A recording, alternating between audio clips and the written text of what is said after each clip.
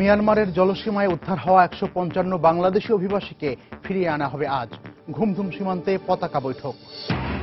Bangladesh কোস্টগার্ডের website hack করেছে পাক cyber pirates নামের পাকিস্তানি হ্যাকার গ্রুপ। মূল্যবোধের অবক্ষয় ও সামাজিক অনুশাসনের অভাবেই সাম্প্রতিক সময়ে ঘটছে নৃশংস হত্যাকাণ্ড বলছেন সমাজবিজ্ঞানীরা। পুলিশের দাবি, এসব ঘটনা বিচ্ছিন্ন। ব্রিটেনে বাংলাদেশি সহ নন ইউরোপীয় শিক্ষার্থীদের স্টুডেন্ট ভিসায় থাকছে না কাজের সুযোগ।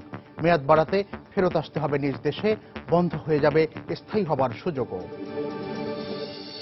এবং চট্টগ্রাম টেস্টের দ্বিতীয় দিনে ব্যাট করছে বাংলাদেশ। প্রথম ইনিংসে প্রোটিয়াদের সংগ্রহ ছিল ২৪৮ রান।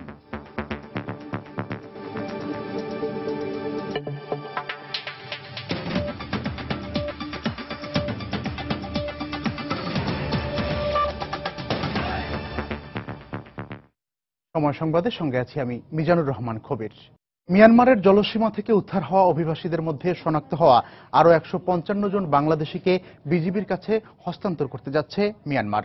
সকাল 10:30টার দিকে বাংলাদেশ মিয়ানমার সীমান্তের ঘুমধুম জিরো পয়েন্টে মিয়ানমারের অভ্যন্তরে এক পতাকা বৈঠকের মাধ্যমে তাদেরকে হস্তান্তর করার কথা রয়েছে। বিজিবি জানায়, গত ২১ মে প্রথম দফায় মিয়ানমারের জলসীমা থেকে সাগরে ভাসমান অবস্থায় উদ্ধার হওয়া ২০৮ জন অভিবাসী প্রত্যাশীর মধ্যে ১৫০ জনকে বাংলাদেশি হিসেবে শনাক্ত করে ফেরত আনা হয়। এরপর ১৯ জুন দ্বিতীয় দফায় আনা হয় আরও ৩৭ জনকে।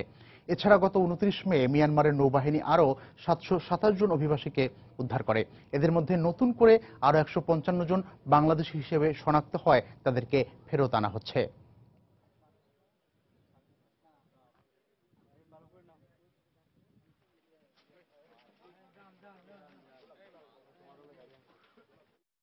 এ বিষয়ে আরো বিস্তারিত জানাতে এই মুহূর্তে ঘুমধুম সীমান্তে আছেন আমাদের রিপোর্টার কমল দে। আমরা সরাসরি চলে যাচ্ছি সেখানে। কমল। ধন্যবাদ কবির। আপনি জানেন ১৫৫ জনকে মিয়ানমার থেকে ফেরত আনার জন্য যে বিজিবির যে প্রক্রিয়া তা শুরু হয়েছে।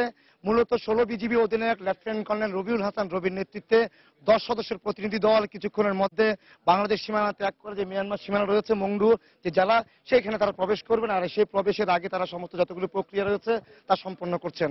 আমরা দেখতে পেয়েছি ১৬ বিজিবি অধিনায়ক লেফটেন্যান্ট কর্নেল রবিউল হাসান রবি কিছুক্ষণ আগে এই সীমান্তে এসে উপস্থিত হয়েছেন। তার সাথে রয়েছেন উপ অধিনায়ক মেজর ইমরান এবং ঊর্ধ্বতন বিজিবি কর্মকর্তা এবং সরকারি অন্যান্য কর্মকর্তারা যারা রয়েছেন, ইমিগ্রেশন, পুলিশ, এই ১০ সদস্য যাবেন, তারা কিন্তু সীমান্ত এলাকায় উপস্থিত হয়েছেন।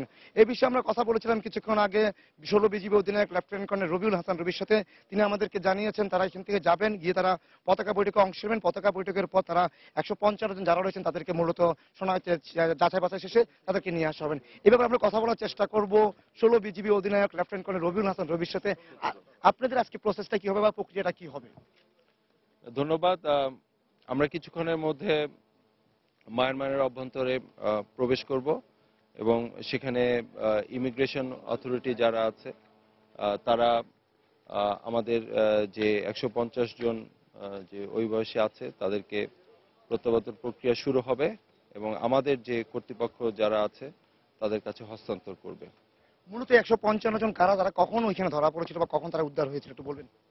এটা আপনারা ইতিপূর্বে জানেন যে এখানে ইতিপূর্বে এটা তৃতীয় পর্যায়ে, প্রথম দুই পর্যায়েও উল্লেখযোগ্য সংখ্যক অভিবাসী আমরা নিয়ে এসেছি তৃতীয় পর্যায়ে, এবং এই যদি আরো কিছু থেকে থাকে তাহলে পরবর্তী পর্যায়েও এটা সম্পন্ন হবে।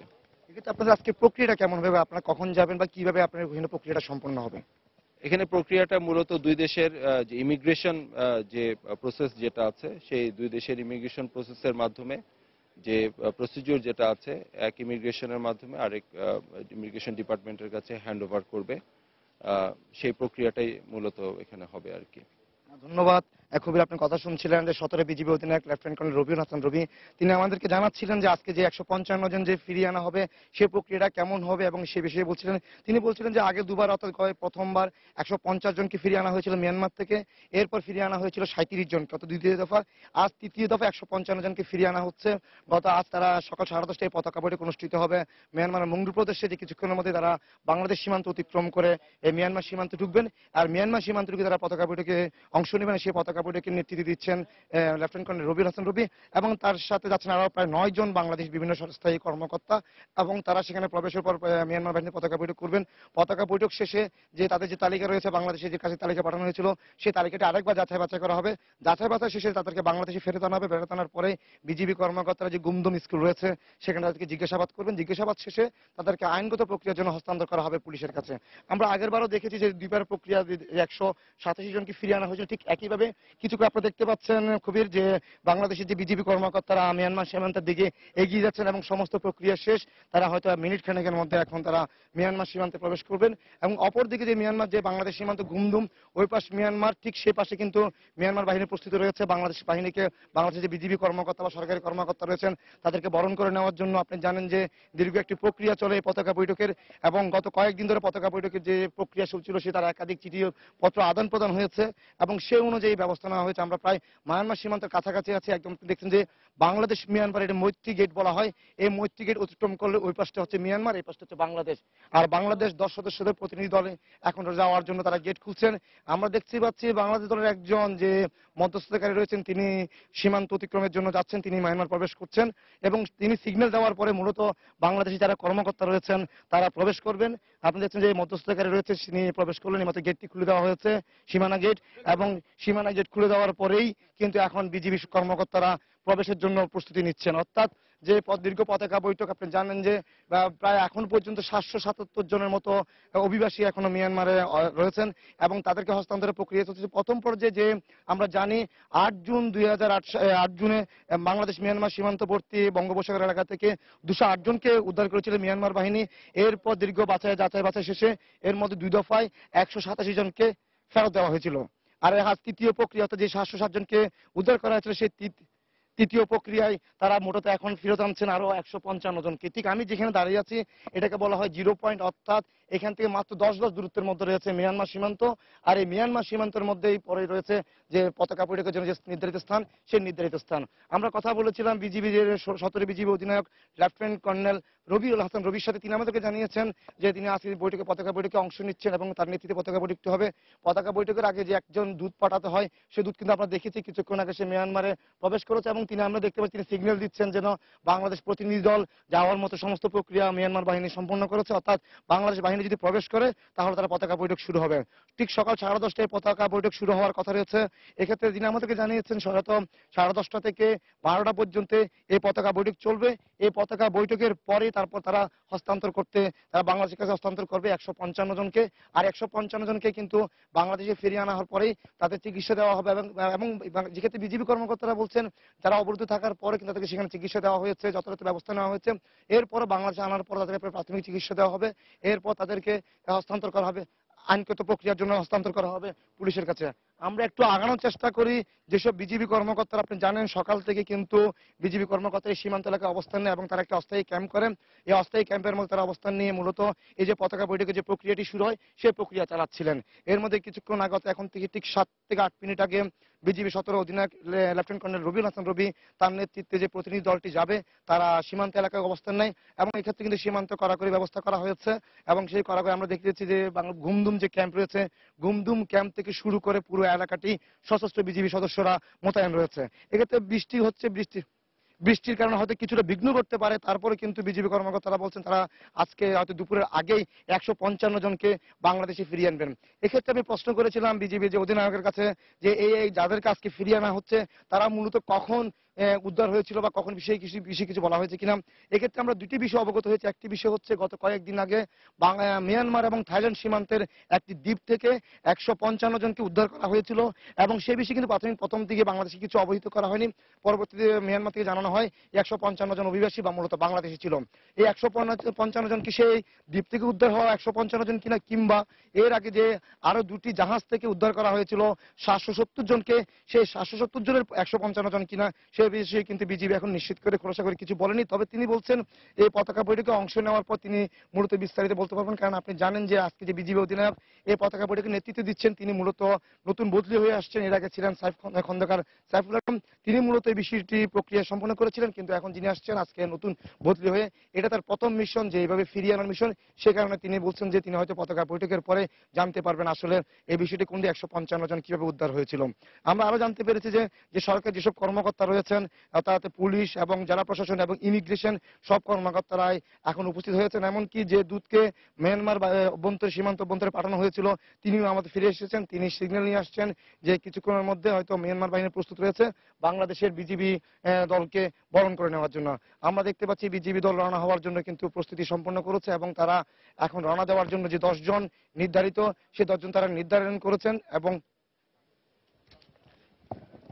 সে 10 জন যে এই অভিযানে এই যে 10 জন যে এখন যে আজকে যে পতাকা বৈঠকে অংশ নেবেন সে পতাকা বৈঠকে অংশ নেওয়ার জন্য লেফটেন্যান্ট কর্নেল রবিউল হাসান রবির নেতৃত্বে 10 সদস্যের প্রতিনিধি দল ঠিক সীমান্ত এলাকায় এসে উপস্থিত হয়েছেন এবং এখন থেকে ঠিক 3 থেকে 4 মিনিটের মধ্যে তারা সীমান্ত অতিক্রম করে তারা মিয়ানমারে প্রবেশ করবেন বলে আমরা জানতে পেরেছি। এবং আমরা দেখতে পাচ্ছি যে রবিউল হাসান রবির নেতৃত্বে যে বাংলাদেশ 10 সদস্যের প্রতিনিধি এগিয়ে আসছে এবং তারা এখন মিয়ানমারে প্রবেশ করবেন। অর্থাৎ যে 155 জনকে ফিরিয়ে আনার প্রক্রিয়া এখন পর্যন্ত এই ছিল সর্বশেষ। কবির, কমল দে আমাদেরকে জানাচ্ছিলেন বাংলাদেশ মিয়ানমার সীমান্তের ঘুম ঘুম পয়েন্ট থেকে, যেখানে বাংলাদেশের যে প্রতিনিধি দল আছে তারা কিছুক্ষণের মধ্যেই মিয়ানমারে প্রবেশ করবেন অভিবাসীদের ফিরিয়ে আনার জন্য। বাংলাদেশ কোস্টগার্ডের ওয়েবসাইট হ্যাক করেছে পাক সাইবার পাইরেটস নামের একটি পাকিস্তানি হ্যাকার গ্রুপ। সকালে ওয়েবসাইট হ্যাক হওয়ার বিষয়টি নিশ্চিত করেছে বাংলাদেশ কোস্টগার্ড। সাইটে বাংলাদেশি হ্যাকারদের হুমকি দিয়ে বিভিন্ন ধরনের ব্যঙ্গাত্মক কথা লেখা হয়। এর আগেও জাতীয় সংসদের ওয়েবসাইটটি এই নামেই হ্যাক করা হয়েছিল। পাক সাইবার পাইরেটস নামের এই গ্রুপটি ভারতের 400টিরও বেশি ওয়েবসাইট হ্যাক করেছিল বলে হ্যাকার এই সাইটটিতে উল্লেখ করা হয়েছে। তুচ্ছ ঘটনাকে কেন্দ্র করে গত কয়েকদিনে দেশ জুড়ে ঘটেছে বেশ কয়েকটি নৃশংস হত্যাকাণ্ডের ঘটনা। সমাজবিজ্ঞানীরা বলছেন মানুষের মূল্যবোধের অবক্ষয়, সহনশীলতা কমে যাওয়া ও সামাজিক অনুশাসনের অভাবে এ ধরনের নৃশংসতার প্রবণতা ও প্রবলতা বাড়ছে। তবে পুলিশ বলছে এসব বিচ্ছিন্ন ঘটনা, এগুলোকে সার্বিকভাবে আইনশৃঙ্খলা পরিস্থিতির অবনতি হিসেবে মন্তব্য করা যাবে না। খান মোহাম্মদ রুমেলের রিপোর্টে বিস্তারিত। ঈদের পরদিন নোয়াখালীর সোনাইমুড়িতে ফুটবল খেলাকে কেন্দ্র করে পিটিয়ে ও কুপিয়ে হত্যা করা হয় 3 জনকে। সোমবার যশোরে বোমা মেরে হত্যা করা হয় 1 জনকে। ঈদের দিন সন্ধ্যায় গোপালগঞ্জে প্রেমের জের ধরে হাত কেটে ও চোখ উপড়ে ফেলে হত্যা করা হয় 1 জনকে। রোববার সন্ধ্যায় সিলেটে মিষ্টির প্যাকেট নিয়ে অতিথি সেজে বাসায় ঢুকে হত্যা করা হয় 1 গৃহবধূকে। এছাড়া গত কয়েকদিনে গাইবান্ধা ও খুলনায় তুচ্ছ ঘটনার জের ধরে খুন হন আরও 2 জন। বিশ্লেষকরা বলছেন বৈশ্বিক পরিবর্তন, সামাজিক সম্পর্কগুলো শিথিল হয়ে যাওয়া এবং নানা সামাজিক বঞ্চনা ও বৈষম্যের কারণে ঘটছে এসব ঘটনা। আমরা একটা ট্রানজিশনের মধ্য দিয়ে যাচ্ছি এবং এই ট্রানজিশনটা হচ্ছে যে একটা সময় এটা গ্রামভিত্তিক সমাজ ছিল, গ্রামভিত্তিক অর্থনীতি ছিল, কিন্তু এখানে কিন্তু আরবানাইজেশন এবং ইন্ডাস্ট্রিয়ালাইজেশন হচ্ছে দ্রুত এবং তার প্রেক্ষিতে আপনার মানুষের জীবনযাপন পদ্ধতি পরিবর্তন হচ্ছে, তাদের দৃষ্টিভঙ্গি পরিবর্তন হচ্ছে, তাদের পোশাক আশাক পরিবর্তন হচ্ছে এবং সাথে সাথে কিন্তু সমাজে অস্থিরতা বাড়ছে, অপরাধ বাড়ছে। এই অস্থিরতার প্রধান কারণ হচ্ছে সামাজিক অনুশাসনের অভাব। দেশীয় আইন আছে, আইনের কোনো অভাব নেই, কিন্তু এই আইনগুলো সবসময় কার্যকরী হয় না। ন্যায় বিচার প্রতিষ্ঠা ও সামাজিক বৈষম্য দূর করতে না পারলে এ ধরনের অপরাধের প্রবণতা কমবে না বলেও মত সমাজবিজ্ঞানীদের। আসল সমাধানটা যেটা, সেটা হচ্ছে সামাজিক ন্যায় বিচার প্রতিষ্ঠা করা, আইনের শাসন প্রতিষ্ঠা করা, সম্পদের সুষম বন্টন করা, যাতে করে অর্থনৈতিক ক্ষোভ, রাজনৈতিক ক্ষোভ, সামাজিক ক্ষোভ, এই 3টা প্রধান ক্ষোভ মানুষের মধ্যে কমে যাবে। এদিকে পুলিশ কর্মকর্তারা বলছেন এ ধরনের অপরাধ প্রতিরোধ করাটা কঠিন, ফলে এসব ক্ষেত্রে দোষীদের দ্রুত গ্রেপ্তার করে বিচারের মুখোমুখি করাকেই বেশি গুরুত্ব দেন তারা। এগুলো বিচ্ছিন্ন ঘটনা অবশ্যই, কারণ বিচ্ছিন্ন ঘটনা এই অর্থে একটার সাথে আরেকটার কিন্তু কোনো যোগাযোগ নাই। এই ধরনের খুন সাধারণত প্রিভেন্ট করার কোনো আসলে সুযোগ নেই। তিনি আরো বলেন মানুষ সচেতন ও সহনশীল না হলে শুধু পুলিশি কার্যক্রম দিয়ে এসবের মোকাবেলা করা সম্ভব নয়। মূল্যবোধের যে অবক্ষয় হয়েছে। খান মোহাম্মদ রুমেল, সময় সংবাদ, ঢাকা। প্রিয়জনের সঙ্গে ঈদ উদযাপন শেষে দক্ষিণাঞ্চলের মানুষ লঞ্চে করে আবার ফিরছেন কর্মব্যস্ত নগরী ঢাকায়। বরিশাল, পটুয়াখালী সহ একটু দূরযাত্রার লঞ্চগুলো সকালের আলো ফোটার আগেই সদরঘাট লঞ্চ টার্মিনালে ফেরে। বেলা বাড়ার সঙ্গে সঙ্গে তুলনামূলক কম দূরত্বের লঞ্চগুলো ভিড়তে শুরু করে। তবে যাত্রীর চাপ খুব বেশি চোখে পড়েনি। এদিকে যাত্রীরা বলছেন, পথে একটু বিলম্ব হলেও যাত্রাপথে আর কোনো ধরনের সমস্যায় পড়তে হয়নি তাদেরকে। এরই মধ্যে ঈদের ছুটির সঙ্গে যারা আরও 2-1 দিন বাড়তি ছুটি নিয়েছিলেন, সে ছুটিও শেষ, তাই তারাও ফিরতে শুরু করেছেন নিজ নিজ কর্মস্থলে।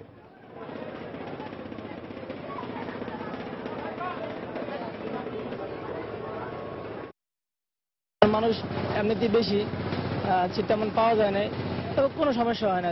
এখানে বাবা মা আছে, ভাই বোন আছে, নিজেদের আত্মীয় স্বজন আছে, সবার সাথে ঈদ করতে পারে, এটাই তো বেস্ট একটা কি বলবো, এক কথা ফ্যান্টাস্টিক। আমাদের ঈদ যাত্রা এবার ভালো হয়েছে, কিন্তু এবার টাইমটা মোটামুটি আগের চেয়ে অনেক ভালো হয়েছে। কারণ আগে আপনাদের ছাদে অনেক লোক নিত, কিন্তু এবার ছাদে লোক নিতে দেয় না। আমাদের পুলিশ ছিল এবং সামাজিক ভাইদের কারণে আপনার এটা হয় না। অন্যদিকে মাদারীপুরের কাওড়াকান্দি ঘাটে ভিড় করেছেন ঢাকামুখী যাত্রীরা। বেলা বাড়ার সঙ্গে সঙ্গে মাদারীপুরের কাওড়াকান্দি ঘাটে বাড়তে শুরু করেছে ঢাকামুখী এসব যাত্রীর ঢল। ফেরিতে যানবাহনের চাপ কিছুটা কম থাকলেও দীর্ঘ সময় লাইনে দাঁড়িয়ে যাত্রীরা টিকিট কেটে লঞ্চ ও স্পিডবোটে উঠছেন। এদিকে কাওড়াকান্দি থেকে শিমুলিয়া ঘাটের উদ্দেশ্যে ছেড়ে যাওয়া লঞ্চগুলোতে অতিরিক্ত যাত্রী বহন করতে দেখা গেছে, আবার অতিরিক্ত ভাড়া নেওয়ার অভিযোগ পাওয়া গেছে।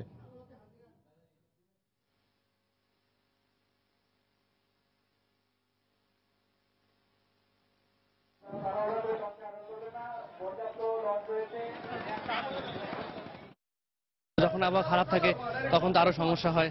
আবার অতিরিক্ত যাত্রীরা প্রায় নিচ্ছে। ঘাটে উঠতে গেলে পরে 10 টাকা 20 টাকা দেওয়া লাগে। দুর্নীতি থেকে মুক্তি চাই আমরা। পুরো ধরেন 50 জন, এখানে 100 জন তুলতেছে। 100 জন তোলার পর দাঁড়াইয়া নিতেছে। দাঁড়াই নেওয়ার পর কিছু বললে তারা আমাদের উপরে মানে আক্রমণ করতেছে, বলতেছে আপনাদের কি না গেলে যান, না হলে নাইমা যান। এদিকে রেলপথেও ঢাকায় ফিরতে শুরু করেছেন কর্মব্যস্ত মানুষ। যাত্রাপথে খানিকটা বিলম্ব থাকলেও এবারের ঈদে যাত্রী ব্যবস্থাপনা ভালো থাকায় রেলপথেও স্বস্তি নিয়ে ফিরেছেন যাত্রীরা। বুধবার সকাল থেকে কমলাপুরে এসে পৌঁছায় বিভিন্ন জেলা থেকে ছেড়ে আসা এসব ট্রেন। প্রিয়জনের সঙ্গে ঈদ উপভোগ শেষে অনেকটা ঝক্কি ঝামেলা ছাড়াই ঢাকায় ফিরেছেন কর্মব্যস্ত নগরবাসী। এবছর রেলপথে যাত্রী ব্যবস্থাপনা ভালো থাকায় অনেকটা নিরাপদেই স্বস্তির সাথে কর্মস্থলে ফিরেছেন তারা। রেল কর্তৃপক্ষ অবশ্য বলছে, আগামী শুক্র ও শনিবার ছুটির দিন হিসেবে যাত্রী চাপ বাড়ার আশঙ্কায় বেশ কয়েকটি বাড়তি ট্রেনের ব্যবস্থা রাখা হয়েছে।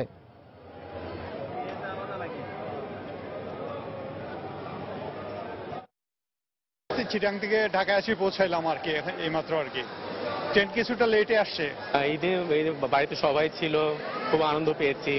হ্যাঁ, ঈদের ছুটি মাত্র 2 দিন ছিল, তো আবার তাড়াতাড়ি ব্যাক করতে হয়েছে আমাদেরকে সবাই। ঈদটা কক্সবাজারেই করেছি আব্বু আম্মুর সাথে, তো চাকরি আমার আবার জয়েন করতে হবে, এই জন্যই আবার ব্যাক করা।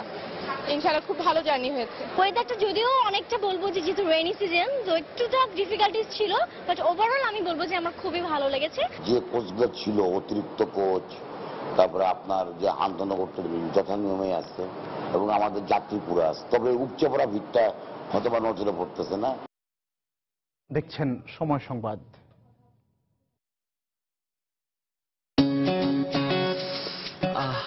অস্থির, এই অস্থিরতা 6 দিন পর্যন্ত থাকবে কিন্তু।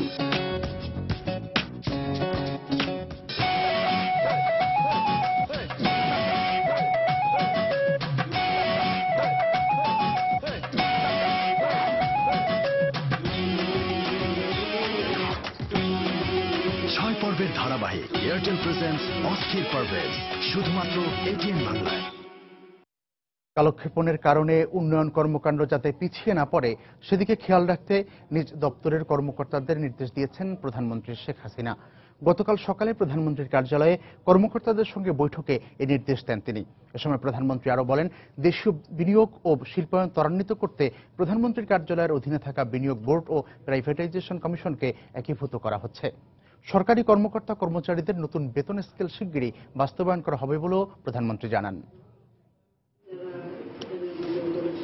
ঈদের ছুটির পর দ্বিতীয় কর্মদিবসে নিজ দপ্তরের ঊর্ধ্বতন কর্মকর্তাদের নিয়ে বৈঠক করেন প্রধানমন্ত্রী শেখ হাসিনা। বৈঠকে সরকারের লক্ষ্য বাস্তবায়ন করতে কর্মকর্তাদের নির্দেশনা দিয়ে তিনি বলেন, উন্নয়ন কর্মকাণ্ড দ্রুত বাস্তবায়নে সংশ্লিষ্ট মন্ত্রণালয়ের সঙ্গে সমন্বয় রেখে কাজ করতে হবে। প্রধানমন্ত্রী কার্যালয়ের যারা আছেন তাদের দায়িত্বটা কিন্তু সব থেকে বেশি, কারণ সকল মন্ত্রণালয়ের কার্যক্রমের সাথে একটা সম্পৃক্ততা থাকে।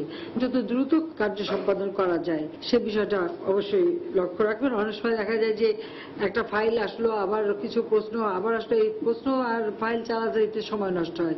এই কালক্ষেপণটার জন্য কোনো মতে না হয়। প্রধানমন্ত্রী বলেন, বাংলাদেশে দেশি বিদেশি বিনিয়োগ বাড়ানোর উপর গুরুত্ব দিচ্ছে সরকার। আর এই লক্ষ্যে তার কার্যালয়ের অধীনস্থ বিনিয়োগ বোর্ড এবং প্রাইভেটাইজেশন কমিশনকে একীভূত করার সিদ্ধান্ত নেওয়া হয়েছে।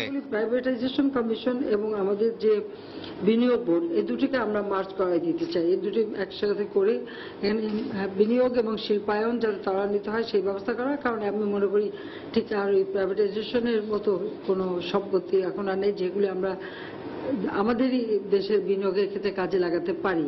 এগুলো এমনি বিক্রি না করে আমরা দেশের আমাদের বিনিয়োগের ক্ষেত্রে এই জায়গাগুলি কিভাবে কাজ করা যায় সেদিকে আমরা দৃষ্টি দিতে চাচ্ছি।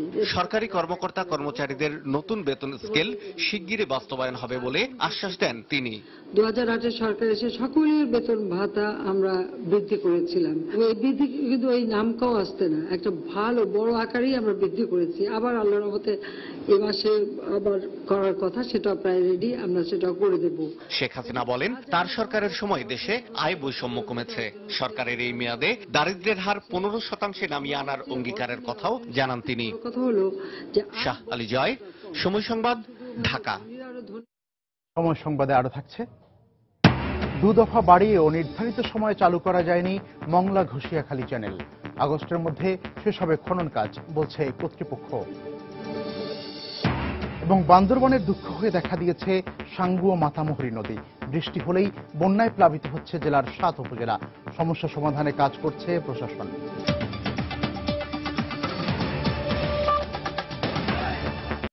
ব্রিটেনে কনজারভেটিভ সরকার এককভাবে ক্ষমতায় আসার পর প্রথমবারের মতো স্টুডেন্ট ভিসায় ব্যাপক পরিবর্তন আনা হচ্ছে। আর পরিবর্তিত নিয়মে বাংলাদেশি সহ নন ইউরোপীয় শিক্ষার্থীদের স্টুডেন্ট ভিসায় কাজের সুযোগ থাকবে না। পাশাপাশি শিক্ষার্থীদের পুনরায় ভিসার মেয়াদ বাড়াতে ফেরত যেতে হবে নিজ নিজ দেশে। এছাড়া বন্ধ হয়ে যাবে ব্রিটেনে স্থায়ী হবার সুযোগও। এতে চরম দুশ্চিন্তায় রয়েছেন হাজার হাজার বাংলাদেশি শিক্ষার্থী। বিস্তারিত জানাচ্ছেন লন্ডন প্রতিনিধি শোয়েব কবির। উচ্চশিক্ষার জন্য বাংলাদেশি শিক্ষার্থীদের প্রথম পছন্দ ব্রিটেন। তবে ক্ষমতাসীন কনজারভেটিভ সরকারের নতুন ইমিগ্রেশন নীতিমালায় দিন দিন কঠোর হচ্ছে ব্রিটেনে পড়ালেখার সুযোগ। আর যারা ইতিমধ্যে ব্রিটেনে আছেন তারাও রয়েছেন নানামুখী দুশ্চিন্তায়। বর্তমানে পড়ালেখার পাশাপাশি কাজের সুযোগ থাকলেও তা এখন আর থাকবে না। লেখাপড়া শেষে ফেরত যেতে হবে নিজ দেশে। যারা পাবলিকলি ফান্ডেড কলেজে পড়াশোনা করে তারা আগামী মাস থেকে কাজ করতে পারবে না। তারপর টিয়ার 2-তে যেতে হলে নিজ দেশে ফেরত যেতে হবে। ফার্দার এডুকেশন কলেজগুলোতে পড়াশোনা করলে 2 বছর বেশি ভিসা পাবে না। ইউনিভার্সিটিতে পড়াশোনা করলে ছাত্ররা একই লেভেলে ভিসা বাড়ানোর জন্য অ্যাপ্লাই করতে পারবে না। নতুন পরিবর্তনের মধ্যে সবচেয়ে বেশি ভয়ানক পরিণতি যেটা ডেকে আনবে ছাত্রদেরকে, সেটা হচ্ছে কলেজে যারা পড়ে তাদেরকে বাংলাদেশে ফেরত যেতে হবে এবং সেখান থেকে আবার ভিসা নিয়ে ফিরে আসতে হবে। এদিকে ইমিগ্রেশন নীতিমালা পরিবর্তনের ফলে বাংলাদেশ থেকে উচ্চ শিক্ষার্থে ব্রিটেনে যাওয়ার হার দিন দিন কমছে। এই অবস্থা যদি কন্টিনিউ চলতে থাকে তাহলে একটা পর্যায়ে এসে দেখা যাবে যে আগমনের সংখ্যা, ছাত্রছাত্রীদের আগমনের সংখ্যা এক পর্যায়ে শূন্যের কোঠায় এসে দাঁড়াবে এবং বাংলাদেশ তার এই মেধাবী শিক্ষার্থীদের মেধা বিচরণের যে সুযোগটা সেই সুযোগ থেকে বঞ্চিত হবে। অধ্যয়নরত শিক্ষার্থীরা বলছেন বর্তমান নীতিমালায় তাদের শিক্ষা কার্যক্রমে বেশ প্রভাব ফেলবে। স্টুডেন্ট আছি ইউকেতে, আমাদের কাছে এইসব নীতিমালা একটি বোঝার মতো হয়ে যাচ্ছে। কাজের পারমিট বন্ধ করে দেবে, এটা আসলে ইন্টারন্যাশনাল স্টুডেন্টের জন্য এটা খুবই একটা মারাত্মক প্রভাব ফেলবে তাদের একাডেমিক লাইফে, কারণ পার্ট টাইম ওয়ার্ক একটা important things for the UK.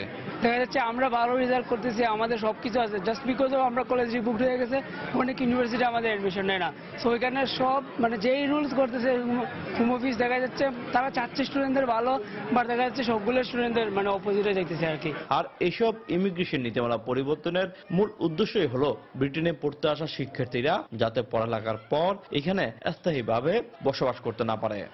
Bangladeshi শিক্ষার্থীদের উচ্চশিক্ষার স্বপ্নের ব্রিটেন এখন নেই আর আগের মতো। ক্ষমতাসীন কনজারভেটিভ সরকারের নতুন কঠোর ইমিগ্রেশন নীতিমালার কারণে বারবার ঘুরপাক খাচ্ছে ব্রিটেনে পড়তে আসা নন ইউরোপীয় সহ বাংলাদেশি হাজার হাজার শিক্ষার্থীর ভাগ্য। শোয়েব কবির, সময় সংবাদ, লন্ডন। দুদফা সময় বাড়িয়েও নির্ধারিত সময়ে চালু করা সম্ভব হয়নি আন্তর্জাতিক নৌ প্রোটোকলভুক্ত মংলা ঘষিয়াখালী চ্যানেল। একদিকে চলছে খনন কাজ, অন্যদিকে জোয়ারের সময় বিপুল পরিমাণ পলি এসে ভরাট হয়ে যাচ্ছে নদীর তলদেশ। কর্তৃপক্ষ বলছেন আগামী আগস্টের মধ্যে শেষ হবে চ্যানেলের খনন কাজ। অবশ্য জুন মাসেই চ্যানেলটি জাহাজ চলাচলের জন্য খুলে দেওয়ার ঘোষণা দিয়েছিল অভ্যন্তরীণ নৌ পরিবহন কর্তৃপক্ষ। বাগেরহাটের রামপাল ঘুরে তরিকুল ইসলামের রিপোর্ট, ক্যামেরায় ছিলেন নেয়ামুল হোসেন কোচি। 2014 সালের 1 জুলাই রামপালের কালীগঞ্জ ডাকরা পয়েন্টে মংলা ঘষিয়াখালী চ্যানেল খননের 22 কিলোমিটার কাজ শুরু করে বিআইডব্লিউটিএ। মাত্র 4 মাসে খনন কাজ শেষ করার ঘোষণা দিলেও পরবর্তীতে 2 দফা সময় বাড়িয়েও তা শেষ করা সম্ভব হয়নি। সবশেষ জুনের মধ্যে নৌপথ চালুর ঘোষণা দেওয়া হলেও এখনো শেষ হয়নি খনন কাজ। স্থানীয়দের অভিযোগ, নদীর আকার খননের পর বড় হলেও গভীরতা বাড়েনি। ভাটার সময় 7 থেকে 8 ফুট গভীরতার নৌযান চলাচল করতে পারছে না। ড্রেজিং এর কাজের গতিও মন্থর। সরকারি যে ড্রেজারগুলো আছে 2 ঘন্টা কাজ করে 5 ঘন্টা শুয়ে থাকে, আবার একটু চাপ দেয় সেই 3 ঘন্টা করে আবার বন্ধ থাকে। সময় সময় চালায়, সময় সময় চালায় না। এই এখন ধরেন এই স্টার্ট দিছে, দেওয়ার পরে দেওয়ার তো কিছুক্ষণ চালাবে না, আবার বন্ধ করবে না। রামপাল থানার পাশে যে কয়টা খাল আছে কাইটে দিয়ে অফিসাররা বলে যে খাল কাটা ক্লিয়ার হয়ে গেছে, আসলে তো খালমাল কাটা কমপ্লিট না। বিআইডব্লিউটি এর সংশ্লিষ্ট কর্মকর্তা অবশ্য বলছেন দ্রুত পলি প্রবাহিত হওয়ার কারণে খনন কাজে বিলম্ব হয়েছে। আমরা যত কাটতেছি তো ওজন থেকে পলি আসতেছে, আসার কারণে কিছু কিছু জায়গা বিশেষ করে বগুড়া খালটার মুখে ওখানে ভরে গেছে, ভরে বা আরো সব পাশে একটু সমস্যা হচ্ছে। এদিকে জোয়ারের সাথে আসা পলি যাতে পুনরায় মংলা ঘষিয়াখালী চ্যানেলের নাব্য সংকট সৃষ্টি করতে না পারে এজন্য প্লাবনভূমি তৈরি করা হচ্ছে। পাশাপাশি শাখা খাল খুলে দেওয়ার কার্যক্রম চলছে বলে জানালেন মংলা ঘষিয়াখালী চ্যানেল খনন কাজের প্রধান সমন্বয়কারী খুলনা বিভাগীয় কমিশনার। এ পর্যন্ত আমরা যেগুলো খুলেছি তাতে বেনিফিট পাওয়া যাচ্ছে, কিন্তু আমরা আশা করছি যে এই 82টা খাল খুললে আর 3টা প্লাবন ভূমি আমরা করতে যাচ্ছি, যেখানে এসে জোয়ারের পানিটা পলি জমবে, তাতে আমাদের এই চ্যানেলে পলি পড়বে না। প্রায় 250 কোটি টাকার প্রকল্পটি বাস্তবায়ন করছে ঠিকাদারি প্রতিষ্ঠান চায়না হারবার ও বসুন্ধরা ছাড়াও পানি উন্নয়ন বোর্ড এবং বিআইডব্লিউটিএ। তরিকুল ইসলাম, সময় সংবাদ, খুলনা। দর্শক, বাংলাদেশ মিয়ানমার সীমান্তের ঘুমধুম জিরো পয়েন্টে মিয়ানমারের অভ্যন্তরে এক পতাকা বৈঠকে অংশ নিতে বিজিবির একটি প্রতিনিধি দল সেখানে যাবে। তার নেতৃত্ব দিচ্ছেন ক্যাপ্টেন কর্নেল রবিউল ইসলাম রবি। তো আমরা এখন সরাসরি কিছু সময়ের জন্য সেখানে চলে যাব। ওকে।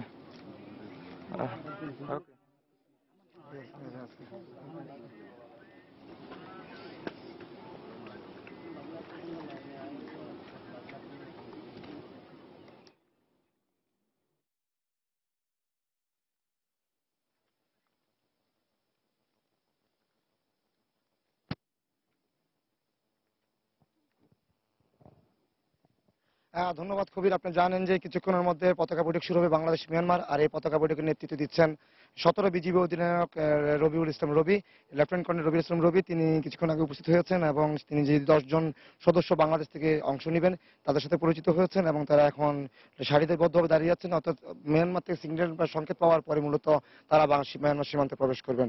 আমরা দেখেছি যে গত কয়েকদিন ধরে এই প্রক্রিয়া চলছিল এই পতাকা বৈঠকের এবং 155 জনকে হস্তান্তরের প্রক্রিয়া, তারই অংশ হিসেবে আছে এই পতাকা বৈঠক অনুষ্ঠিত হচ্ছে। মূলত মিয়ানমার সীমান্তে এই পতাকা বৈঠক অনুষ্ঠিত হবে। বাংলাদেশের বর্ডার গার্ড বাংলাদেশের অধিনায়ক 17 বিজিবি অধিনায়ক লেফটেন্যান্ট কর্নেল রবিউল হাসান রবি বাংলাদেশের পক্ষে নেতৃত্ব দিবেন 10 সদস্যের।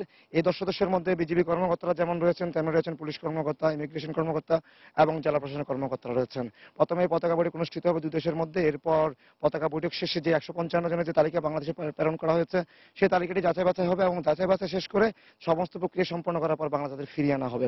এই বিষয়ে আমরা কথা বলেছিলাম অধিনায়ক লেফটেন্যান্ট কর্নেল রবি ইসলাম রবির সাথে। তিনি আমাদের যেটি জানিয়েছেন যে আগে দুই প্রক্রিয়া গত 8 যে একবার যে নিয়ে আসা হয়েছিল 150 জনকে এবং দ্বিতীয় দফায় 19 জুন আনা হয়েছিল আরো প্রায় 37 জনকে। আজ তৃতীয় দফায় বাকিদেরকে ফেরত আনা হচ্ছে। তিনি বলছেন যদি আরো কেউ বাংলাদেশে তাদের হাতে থাকে তাহলে হয়তো যাচাই বাছাই শেষে তাদেরকে বাংলাদেশে ফেরত নিয়ে আসা হবে।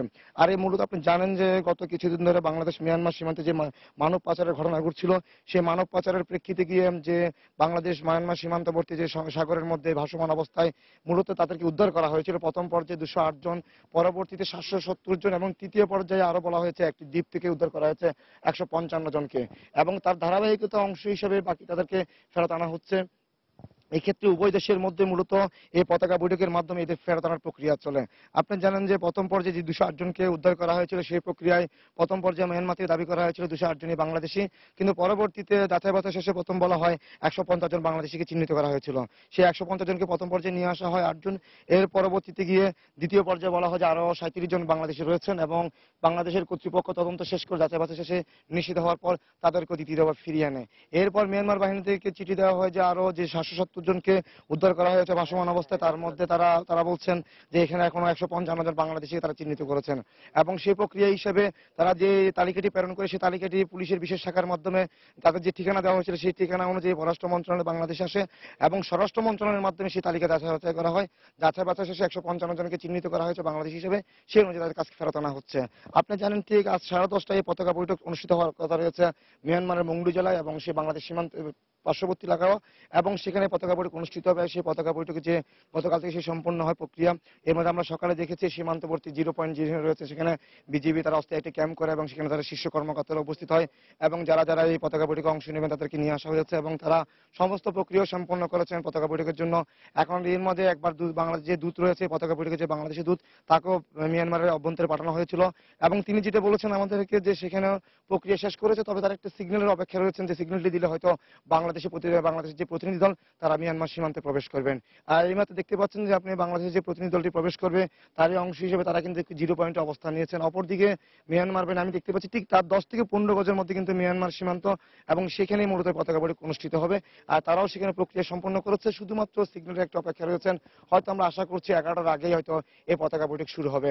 এক্ষেত্রে যে বিজিবি যে পতাকা বৈঠক নেতৃত্ব দিচ্ছেন তিনি আমাদেরকে জানিয়েছেন হয়তো 12টা বা তার কিছুক্ষণের মধ্যে হয়তো পতাকা বৈঠক শেষ হবে এবং তারা চেষ্টা করবেন দুপুরের আগে যেন 155 জনকে বাংলাদেশে ফিরিয়ে আনা যায়। বাংলাদেশে ফিরিয়ে আনার প্রক্রিয়া হিসেবে তিনি বলছেন তাদেরকে প্রথমে ঘুমদুম স্কুলে নিয়ে যাওয়া হবে এবং সেখানে তাদের ছবি তোলা হবে এবং তাদেরকে প্রাথমিক একটা জিজ্ঞাসাবাদ করবে বিজিবির পক্ষ থেকে। এরপর প্রাথমিক জিজ্ঞাসাবাদ শেষে তাদের প্রাথমিক চিকিৎসা দেওয়া হবে এখানে। এরপর তাদেরকে হস্তান্তর করা হবে আইনগত প্রক্রিয়ার জন্য পুলিশের কাছে এবং পুলিশ তাদেরকে নিয়ে যাবে কক্সবাজার এবং আমরা জানি যে কক্সবাজার সংস্কৃতি কেন্দ্র যেটি রয়েছে সেখানে মূলত তাদেরকে সেখানে একটি জিজ্ঞাসাবাদ করা হয় পুলিশের পক্ষ থেকে এবং সেখান থেকে আইনগত যে প্রক্রিয়াটি হয় সেখান থেকে সেটা সম্পন্ন করা হবে।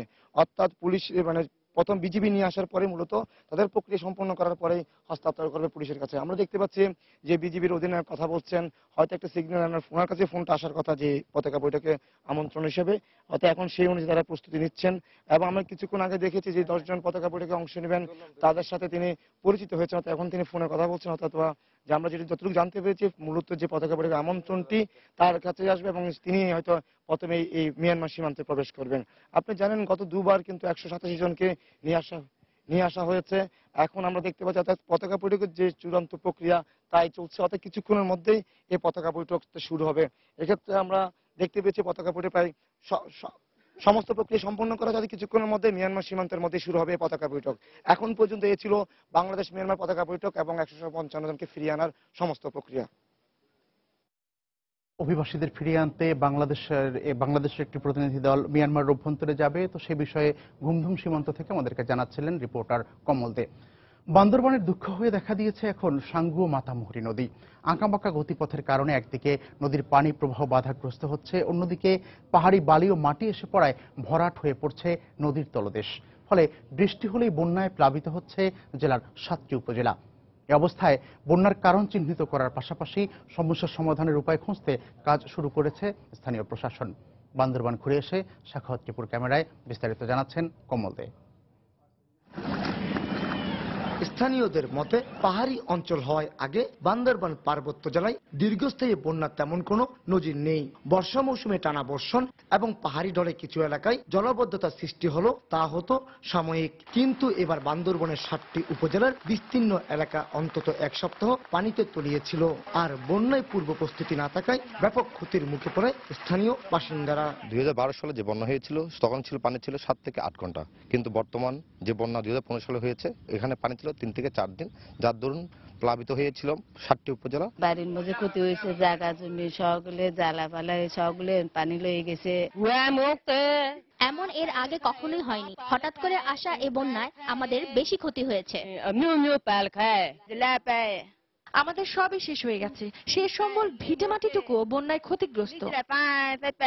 আকস্মিক এই বন্যার জন্য প্রধান দুটি কারণ চিহ্নিত করেছে স্থানীয় পরিষদের সদস্যরা। তাদের মতে জেলার উপর দিয়ে বয়ে যাওয়া দুটি নদীর গতিপথ আঁকাবাঁকা, আর পাহাড়ি বালি এবং মাটির কারণে নদীর তলদেশ অনেকটা ভরাট হয়ে গেছে। কিছু জায়গায় এমন বেশি টান নেই যে ওই পানিগুলার গতি ওখানে গিয়ে থেমে যায়, যার কারণে পানির গতি যখন স্লো হয়ে যায় পানি আস্তে আস্তে এদিকে উপরের দিকে বাড়তে থাকে। বান্দরবানের সাঙ্গু নদী এবং মাতামুহুরী নদী দীর্ঘদিন যাবার ড্রেজিং হচ্ছে না, এই জন্য নদীর পানি ভরাট হয়ে বন্যা অবলিত হচ্ছে। এদিকে বান্দরবনে বন্যার কারণ চিহ্নিত করার পাশাপাশি সমস্যা সমাধানের উপায় খুঁজতে কাজ শুরু করেছে প্রশাসন। ড্রেজিং এর বিষয়ে আমরা একটা পরিকল্পনা তৈরি করতেছি। এই পরিকল্পনাটা আমরা জেলা প্রশাসক মহোদয়ের মাধ্যমে সরকারের কাছে প্রেরণ করব। আমার বিশ্বাস আমরা এটা একটা সহযোগিতা পাবো। প্রশাসনের হিসেবে এবারের বন্যায় 7টি উপজেলায় 21,598টি পরিবার ক্ষতির মুখে পড়েছে, যার আর্থিক পরিমাণ অন্তত 20 কোটি টাকা। তবে স্থানীয়দের মতে ক্ষতির পরিমাণ আরো কয়েক গুণ বেশি। বান্দরবনের উপর দিয়ে বয়ে গেছে সাঙ্গু এবং মাতামুহুরী নদী। এই দুটি নদী এখানকার জমিগুলোকে করেছে সুজলা সুফলা, শস্য শ্যামলা। আবার মাথা ব্যথার কারণও এই দুই নদী। আঁকাবাঁকা গতিপথ এবং নদী ভরাট হয়ে যাওয়ায় অকাল বন্যা সৃষ্টি হচ্ছে পুরো বান্দরবন জুড়ে। বান্দরবনের লামা চম্পাতলি পয়েন্ট থেকে কমল দে, সময় সংবাদ। দর্শক, একটু আগে যেমনটি জানাচ্ছিলাম যে বাংলাদেশ মিয়ানমার সীমান্তের ঘুমধুম 0 পয়েন্ট দিয়ে মিয়ানমারের অভ্যন্তরে একটি পতাকা বৈঠকে অংশ নিতে যাচ্ছেন বিজিবির একটি প্রতিনিধি দল। তো সেখানে আমরা আবারও সরাসরি চলে যাচ্ছি।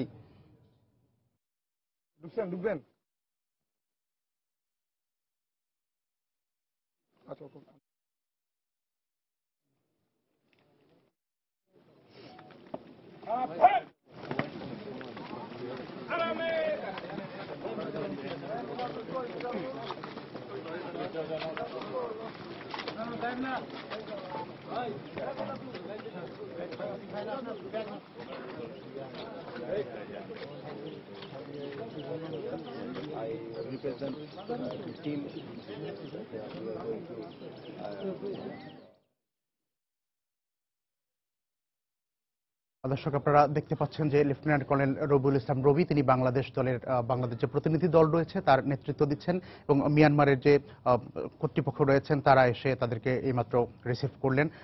বাংলাদেশ এবং মিয়ানমারের যে 0 পয়েন্ট যে সীমানা ঘুমধুম সীমান্ত, একটু আগে আমাদের প্রতিবেদক যেমনটি আমাদেরকে জানাচ্ছিলেন এবং আপনাদেরকে সংবাদে আমরা যেমনটি জানাচ্ছিলাম যে আজ বাংলাদেশের 155 জন অভিবাসী তাদেরকে ফেরত আনার জন্য একটি পতাকা বৈঠক যেটি মিয়ানমারের অভ্যন্তরে অনুষ্ঠিত হবে। তো সকাল 10:30টার দিকে সেটি শুরু হওয়ার কথা ছিল, একটু বিলম্ব হয়েছে কিছুটা আনুষ্ঠানিকতার কারণে, যে মিয়ানমারের অভ্যন্তরে বা কোনো সেই পার্শ্ববর্তী দেশের অভ্যন্তরে প্রবেশ করতে গেলে একজন দূতের মাধ্যমে সে খবরটি আসলে নিশ্চিত হতে হয়।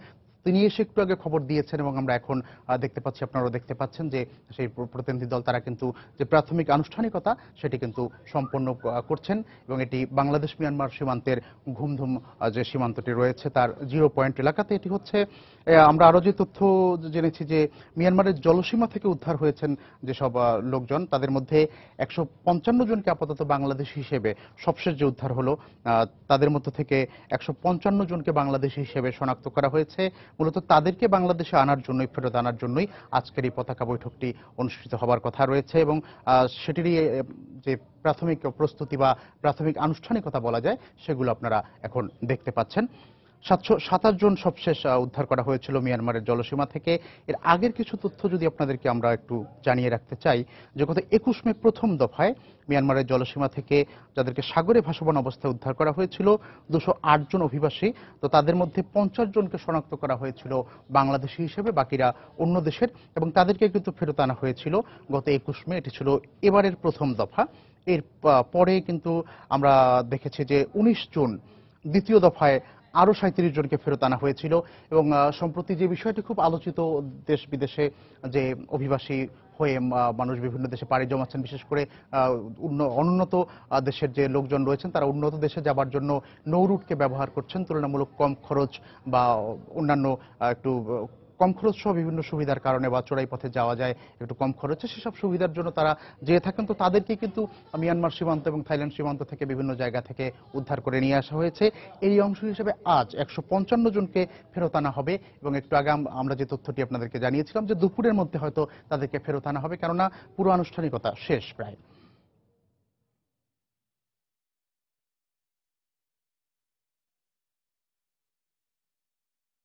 এতক্ষণ আমরা সরাসরি ছিলাম বাংলাদেশ মিয়ানমার সীমান্তের 0 পয়েন্ট, সেখানে ঘুমধুম সীমান্তে। গত কয়েক বছরে উল্লেখযোগ্য সংখ্যক নারী বিভিন্ন কাজে নিয়োজিত হয়েছেন, কিন্তু কর্মক্ষেত্রের প্রায় সব স্তরেই নারীরা শিকার হচ্ছেন মজুরি বৈষম্যের।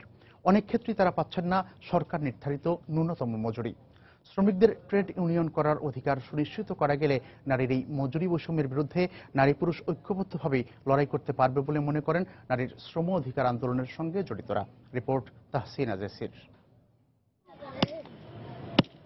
দেশে প্রতি বছর গড়ে 5 লাখ নারী বিভিন্ন কাজে নিযুক্ত হন। নারী শ্রমিকদের অধিকার আন্দোলনের সঙ্গে জড়িতরা বলছেন, এই কর্মজীবী নারীদের বেশিরভাগই 2006 সালের শ্রম আইন অনুযায়ী মজুরি ও অন্যান্য সুযোগ সুবিধা পান না। শহর ও গ্রাম ভেদে নারী ও পুরুষ শ্রমিকের বেতন বৈষম্য বেশ প্রকট। বিভিন্ন সংস্থার পরিসংখ্যান বলছে 15 লক্ষ গার্মেন্টস শ্রমিকের মধ্যে নারীর সংখ্যা প্রায় 13.5 লাখ। মজুরির পাশাপাশি তারা স্বাস্থ্য ঝুঁকি সহ নানা সামাজিক বৈষম্য ও বঞ্চনার শিকার হচ্ছেন। গ্রামীণ অর্থনীতিতে অবদান রাখা নারীরাও পাচ্ছেন না শ্রমের সঠিক মজুরি। এমনকি গৃহস্থালিতে প্রতিদিন শ্রম দেওয়া প্রায় 5.5 কোটি নারীরও শ্রমের কোনো মূল্যায়ন নেই দেশের অর্থনীতিতে।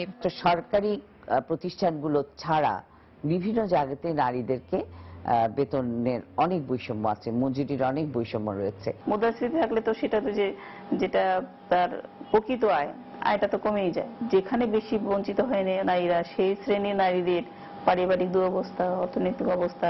আমাদের তো মাইন্ডসেট আছে যে মেয়েরা কাজ কাম কম করে, মেয়েরা ফাঁকি দেয় বা মেয়েদের প্রোডাক্টিভিটি কম। নারী নেত্রীরা বলছেন, শ্রমবাজারে নিযুক্ত নারীরা এখনো মজুরি, নিয়োগ, পদোন্নতি এসব বিষয়ে বৈষম্যের শিকার হচ্ছেন। নিজেদের অধিকার আদায়ে নারীদের ট্রেড ইউনিয়নে অন্তর্ভুক্তিকরণের উপর জোর দেন তারা। ইনফর্মাল সেক্টর শ্রম আইনের আওতার মধ্যে আনতে হবে। ব্যক্তি মালিকানা খাতগুলোতে এখনো স্বাধীনভাবে ট্রেড ইউনিয়ন গড়ে উঠতে পারছে না। সে কারণেই প্রয়োজন, যেখানে নারীরা রয়েছে, নারী সদস্য রয়েছে, তাদেরকে ট্রেড ইউনিয়নে সংঘবদ্ধ হওয়া এবং তাদের এই মজুরি বৈষম্যের বিষয়টি ট্রেড ইউনিয়নের দাবি হিসেবে নিয়ে আসা। তখন নারী পুরুষ সবাই মিলেই এই বৈষম্যের বিরুদ্ধে লড়াইটা করতে পারবে। নারীদের সমকাজে সম মজুরি এবং সময় মতো তা পরিশোধ নিশ্চিত করা না হলে নারীদের প্রতি মজুরি বৈষম্য কমানো সম্ভব নয় বলে মনে করেন এই শ্রমিক অধিকার আন্দোলনের নেত্রীরা। তাহসিনা জেসি, সময় সংবাদ, ঢাকা। ব্রিক্স ব্যাংক হিসেবে পরিচিত নিউ ডেভেলপমেন্ট ব্যাংকের উদ্বোধন করা হলো। বিশ্বের উন্নয়নশীল দেশগুলোর সংগঠন ব্রিক্সের প্রতিনিধি দল মঙ্গলবার সাংহাইয়ে ব্যাংকের প্রধান কার্যালয়ের উদ্বোধন করেন। নিউ ডেভেলপমেন্ট ব্যাংকের প্রস্তাবনা 2012 সালে আসলেও ব্যাংকে অর্থায়ন, ব্যবস্থাপনা এবং প্রধান কার্যালয় স্থাপন নিয়ে সদস্য দেশগুলোর দ্বিমত থাকায় ব্যাংক প্রতিষ্ঠা কার্যক্রমে ধীরগতি চলে আসে। ব্রাজিল, রাশিয়া, চীন, ভারত এবং দক্ষিণ আফ্রিকার সমন্বিত সংগঠন ব্রিক্সের উদ্যোগে প্রতিষ্ঠিত ব্যাংকটি ব্রিক্সভুক্ত দেশগুলোর অবকাঠামো খাত উন্নয়নে কাজ করবে। $5,000 কোটি মূলধন নিয়ে যাত্রা শুরু করেছে এনবিএল। আগামী কয়েক বছরে তা $10,000 কোটি পৌঁছাবে বলে আশা করা হয়েছে।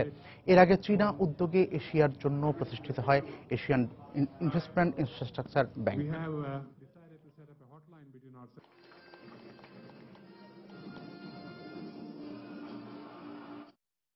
সিরিয়ায় মার্কিন বিমান হামলায় খোরাসান নেতা মুহসিন আল ফাদলি নিহত হয়েছেন বলে জানিয়েছে পেন্টাগন।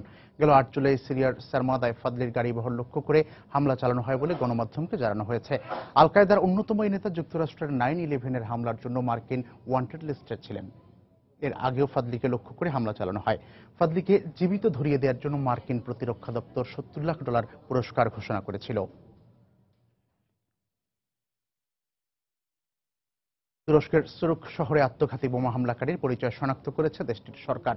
মঙ্গলবার তুর্কি প্রধানমন্ত্রী আহমেদ দাভুতোগলু এক বিবৃতিতে জানান, সন্দেহভাজন হামলাকারীকে শনাক্ত করা হয়েছে। ওই ব্যক্তির দেশি বিদেশি যোগাযোগও খতিয়ে দেখা হচ্ছে। এই হামলার সঙ্গে আইএসের যোগাযোগ থাকতে পারে বলেও মন্তব্য করেছেন তিনি। এছাড়া আইএস দমনে সরকার কার্যকর ভূমিকা রাখছে না, বিরোধীদের এমন অভিযোগ নাকচ করে দেন তিনি।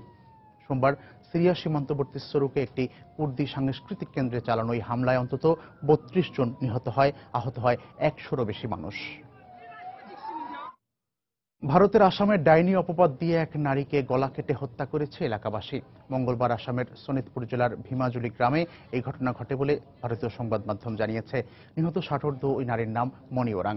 সংবাদ মাধ্যমে আরো বলা হয়, ডাইনি বিদ্যা চর্চার অভিযোগে মণি ওরাংয়ের বিরুদ্ধে এলাকাবাসীকে খেপিয়ে তোলে স্থানীয় এক দম্পতি। আর ঘটনার সঙ্গে জড়িত থাকার অভিযোগে এখন পর্যন্ত 3 জনকে পুলিশ গ্রেফতার করেছে।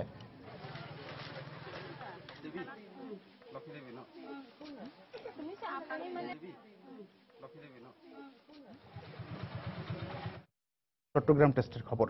2 ম্যাচ সিরিজের প্রথম টেস্টের দ্বিতীয় দিনে এখন ব্যাট করছে বাংলাদেশ। শেষ খবর পাওয়া পর্যন্ত টাইগারদের সংগ্রহ 1 উইকেটে 49 রান। আগের দিনের 7 রান নিয়ে খেলতে নামা টাইগারদের 2 উদ্বোধনী ব্যাটসম্যান তামিম ইকবাল ও ইমরুল কায়েস এদিন শুরুটা বেশ দেখে শুনেই করেন। এই 2 ওপেনারের দায়িত্বশীল ব্যাটিং উদ্বোধনী জুটিতে বড় সংগ্রহের ইঙ্গিত দিলেও দলীয় 46 রানে প্রথম উইকেট হারায় বাংলাদেশ। প্রোটিয়া পেসার ভ্যানজিলের বলে আউট হওয়ার আগে ইমরুলের ব্যাট থেকে আসে 26 রান। এর আগে টাইগার বোলারদের দাপুটে বোলিংয়ে নিজেদের প্রথম ইনিংসে সবকটি উইকেট হারিয়ে 248 রান সংগ্রহ করে দক্ষিণ আফ্রিকা। নিজের অফিসের টেস্টেই টাইগার পেসার মুস্তাফিজুর নেন 4 উইকেট।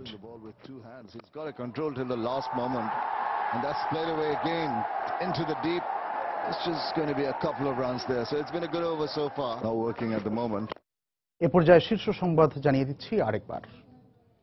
মিয়ানমারের জলসীমায় উদ্ধার হওয়া 155 বাংলাদেশি অভিবাসীকে ফিরিয়ে আনা হবে আজ। ঘুমধুম সীমান্তে পতাকা বৈঠকে অংশ নিতে গেছে প্রতিনিধি দল।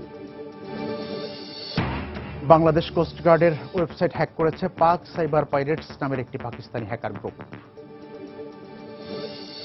মূল্যবোধের অবক্ষয় ও সামাজিক অনুশাসনের অভাবেই সাম্প্রতিক সময়ে ঘটছে নৃশংস হত্যাকাণ্ড বলছেন সমাজবিজ্ঞানীরা। পুলিশের দাবি এসব বিচ্ছিন্ন ঘটনা। ব্রিটেনে বাংলাদেশি সহ নন ইউরোপীয় শিক্ষার্থীদের স্টুডেন্ট ভিসায় থাকছে না কাজের সুযোগ। মেয়াদ বাড়াতে ফেরত আসতে হবে নিজ দেশে, বন্ধ হয়ে যাবে স্থায়ী হবার সুযোগও। এবং চট্টগ্রাম টেস্টের দ্বিতীয় দিনে ব্যাট করছে বাংলাদেশ। প্রথম ইনিংসে প্রোটিয়াদের সংগ্রহ ছিল 248 রান।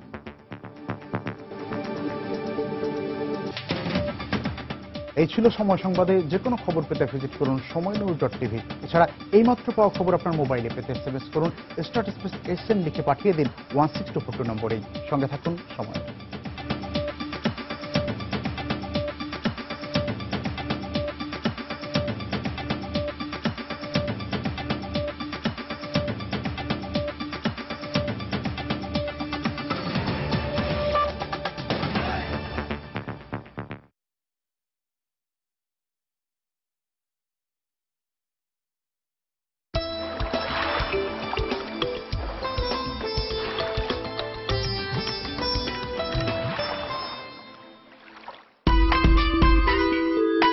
প্রকৃতির যতই খারাপ থাক না কেন, বাট আমরা প্রচন্ড আনন্দ করছি। বেসিক্যালি মনেই হচ্ছে না যে বৃষ্টি হচ্ছে, এই বৃষ্টিরও একটা আনন্দ। ভূতের বাড়িটা দেখলাম, এখানে জলজন্ত ভূতের মতো মনে হয়েছিল। বাবা মার সাথে এসেছি, অনেক মজা করছি। এটা আসলে ভাষায় প্রকাশ করার মতো না। ও যখন আমাকে এই বর্ণনা বলে, আব্বা বানরটা এরকম লাফায় এরকম লাফায়, হ্যান্ডশেক করতে চায়, তখন আমার কাছে খুবই ভালো লাগে। আমি বাঘ দেখছি, তারপর সাপ দেখছি, পাখি দেখছি।